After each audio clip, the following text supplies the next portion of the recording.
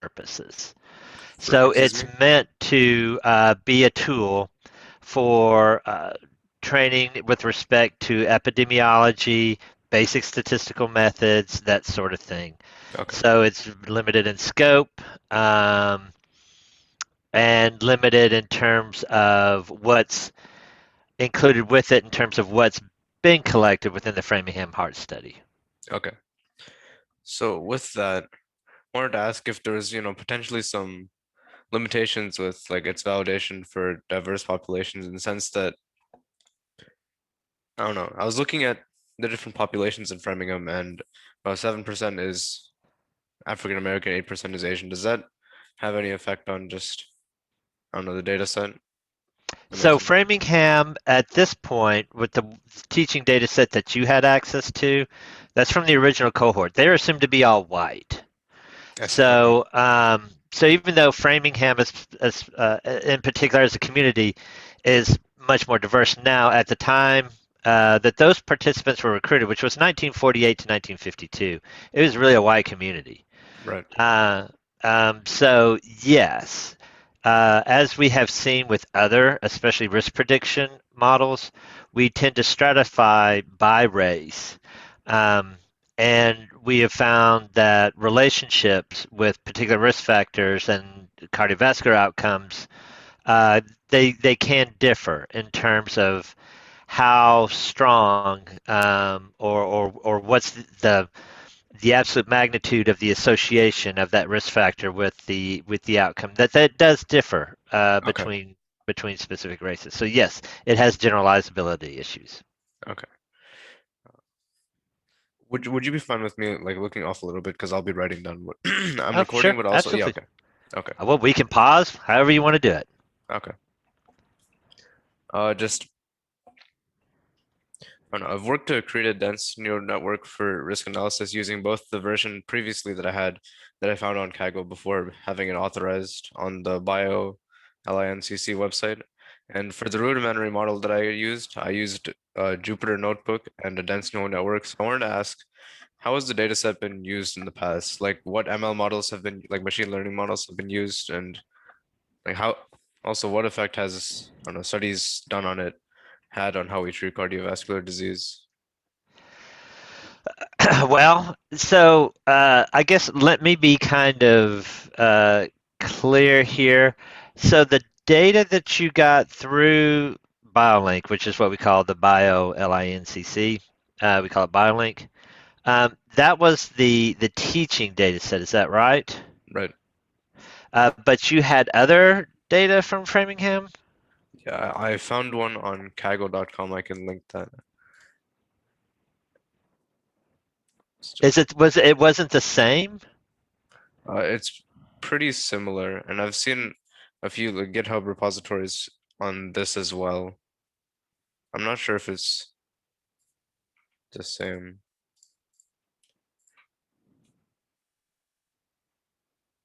Linked it below. There's not really any information in the yeah, there's not really any information about where it was collected. That's why I was a little uncertain about using it further. I wasn't aware of this. Okay. Um,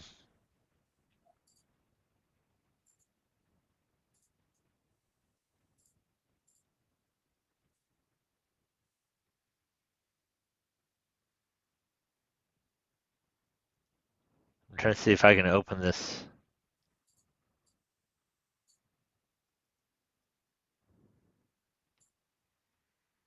I can't seem to open it. Oh, maybe I got. Do I have to hit download? Do you know? Yeah, you hit Do you have to register with this site? I'm not sure about that. I have an account, so I can't really say. Or maybe I can like send you the file.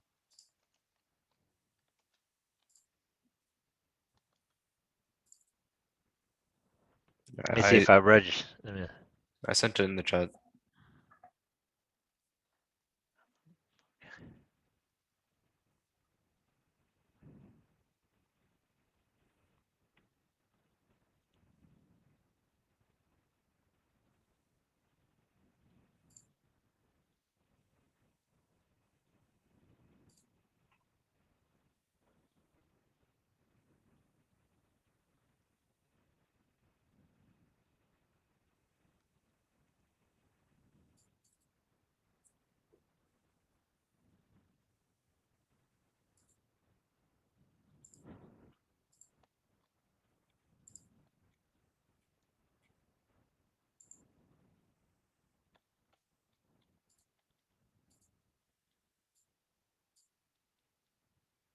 Huh.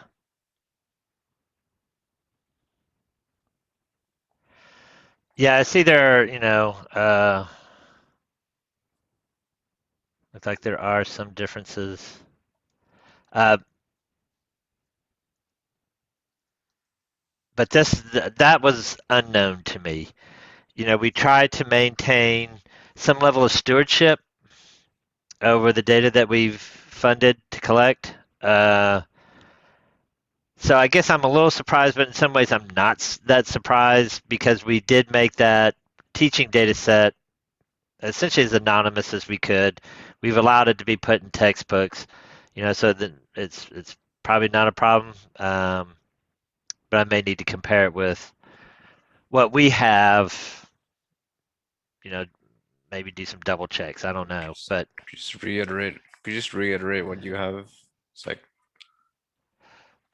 well, so essentially publicly available, what we have is that teaching data set that you used. okay, We also have controlled access Framingham data. And that controlled access requires more in that you need to sign a data use agreement for it. You also need an IRB approval for it. Framingham is a single site study, and because we've been collecting data on these people for 75 years, the Boston University IRB has essentially determined that we need IRB approval. We need to get IRB approval from users before we're allowed to make it available. So it's a controlled access type of data. okay, Uh, but the one that you used, was kind of limited in scope. Um, the the other version, that was with the original cohort. Now that's 32 exams that we have, follow up over 75 years, and it's I'm going to guess in the neighborhood of I don't know 10,000 variables or so. So that's across the exams. If you call cholesterol one variable, but you've collected it 32 times, I'm counting it 32 two times. Uh, but if you count cholesterol as one thing, just the fact that you collected it 32 times, you may just consider it cholesterol. Uh, so in terms of how, like the other part of your question regarding, say, machine learning or AI algorithms or things like that, that's probably been done. I can't tell you off the top of my head um, who or what for. More than likely, it's for something like cardiovascular disease prediction.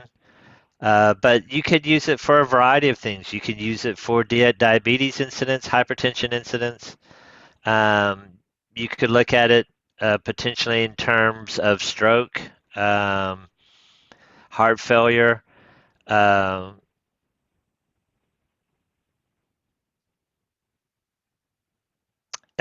dementia, um, declines in neurocognitive in terms of cognition. So there's a wide range of outcomes if you're looking at in terms of prediction that you okay. can use. But Framingham data is used extensively for other reasons.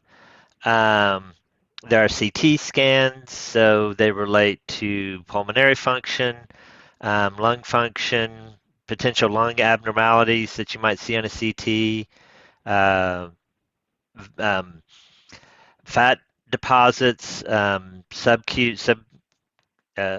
fat, abdominal fat. There's uh, almost all aspects related to population health and prevention science. Framingham has probably contributed to in some way or another. Okay. So would you say that you're familiar with like the technical kind of machine learning aspects or no? Me personally, no, not really. Okay. No. In fact, I'm an old fogey. I was classically trained in statistics, but if I see capital M, capital L, I'm thinking maximum likelihood first. It takes me a while to retrain my brain to think, oh, this is machine learning, not maximum likelihood. Okay. I'm just old.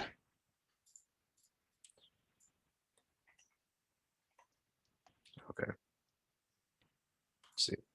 So what would you say are some limitations of previous research? Not necessarily in the machine learning aspects, but just in general. Some limitations of previous research, failed pathways to be avoided, that kind of thing. Well, um, I it's hard to get something through peer review that's really flawed, you know? Right. So, in terms of what we see in the published literature, there, um, you know, I'd say if there was a general type of maybe flaw that can come up, it's failure to account for an important confounder. Um, this goes back a long ways, but there was a publication from Framingham that initially showed that coffee was related to cardiovascular disease outcomes. Okay.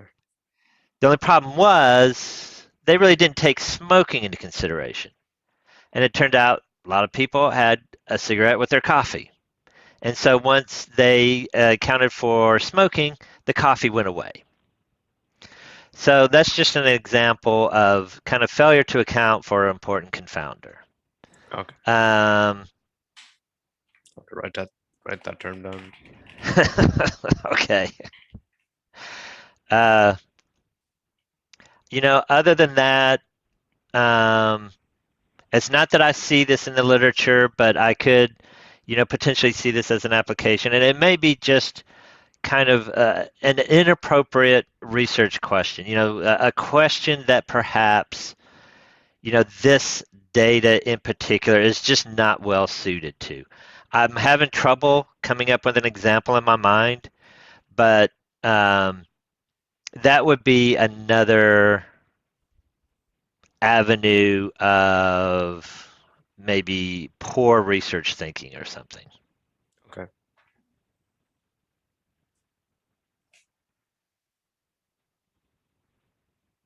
Let's see. Is there anything just in general about the data set that I don't know, just some kind of insight that you have we haven't spoken about yet? Just think any information would be helpful. Well, so this is from maybe in somewhat kind of from a public health perspective. That particular teaching data set utilized early exams of Framingham before we really had much in the way of interventions. As you probably know today, there are all kinds of interventions for blood pressure. Right. And for high cholesterol, things like the statins and the PCSK9, uh, uh, therapies. Also, really before we started doing coronary revascularizations or bypass surgeries. So one thing about that very early Framingham data is it's a nice example of natural history. What happens in like without interventions. Um, that may be just kind of an aside uh, type of a thing. Um, but that's the only thing that comes up off the top of my head. Okay. Let's see.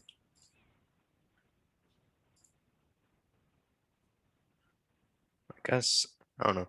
My only remaining question is kind of similar to my previous ones, but like what pathways would be, good to look at, what unique directions have not been taken in the past but would be interest to scientists currently working in the field. Well, I think a lot of interest now. Um, there are several avenues, and they're somewhat at different levels. I'm talking about population health right now. So I'm not talking about data science or machine learning or thing. I'm talking about population research. Uh, when we think about population research, you can think of it as being in different levels. You start with kind of like the biological molecular levels, and then you expand out into, say, behaviors, and then lifestyle factors, how much, what's their diet, what's their physical activities, the environment in which they live in, and then kind of on up to clinical disease. And we kind of call this like populomics type of research. And um, and it's also thinking about the way different organ systems are related. Uh, with the kidneys are related to the heart. It's all tied to a single vascular system. The brain is linked to the heart. Again, it's a singular vascular system. We start to see kind of vascular aging. There is a study called the Bogalusa Heart Study, and it was actually a series of cross-sectional exams in children in in a particular parish in Louisiana. But they did these series of cross-sectional exams, and just by chance, just because you kept doing the same parish, they ended up, multi, examining these children several times, multiple times. And so it built up actually a fairly big cohort. They would do about 2,500 each year, but over the course of their childhood studies, they had over 11,000 kids in total. And one thing they did was they did autopsy studies in some of the children who died very young. And what they found when they, say, dissected some of the coronary arteries and some of the vasculature, they found indications of plaques and lipid deposits, things that are the start of atherosclerosis, of cardiovascular disease, in these kids. So we see that vascular aging, the process of being without disease to cardiovascular disease, starts very young and goes across the lifespan. So that opens up kind of several doors to thinking. So one of them has to do with the biology of a person. Proteins that signal all the things that go on in our bodies. Metabolomics, what happens, with what's affecting our metabolism. The microbiome. um, so at molecular level, and then as we age and go across the lifespan, environmental factors, social determinants of health is we're seeing that we've when we talked about earlier about generalizability, Framingham being white, but we see differences in cardiovascular disease outcomes by race. Right. Well, is it race? Is it biology? Or is it in some ways the environment? So structural racism can have a powerful effect on the body. And if this is going across the lifespan, then are we really seeing biology here, or are we seeing um, more social factors that are driving? So there's, even though we have all these therapies and things like that, there's still a lot of doors open into understanding how we age and how our environment affects the way we age. And so I'll stop right there on that Yeah. one.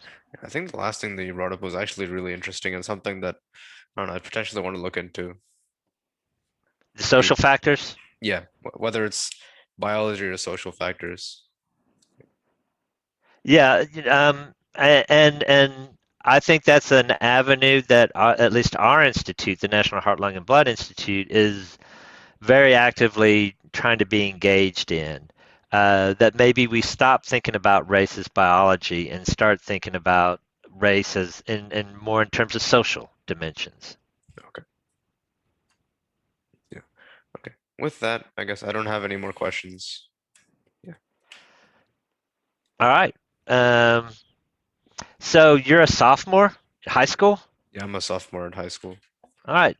What are your kind of career plans or thoughts on the future? I just initially I was looking to be a biomedical engineer when I applied to the school. I was looking to be a biomedical engineer, and I think I'm just kind of in the area of engineering, medicine, kind of in between that kind of thing. I think that's a potentially kind of growth avenue. That's another area that I think is beginning to take off, is bringing engineering, together with biomedical science, So I mean, it could be a very interesting career path.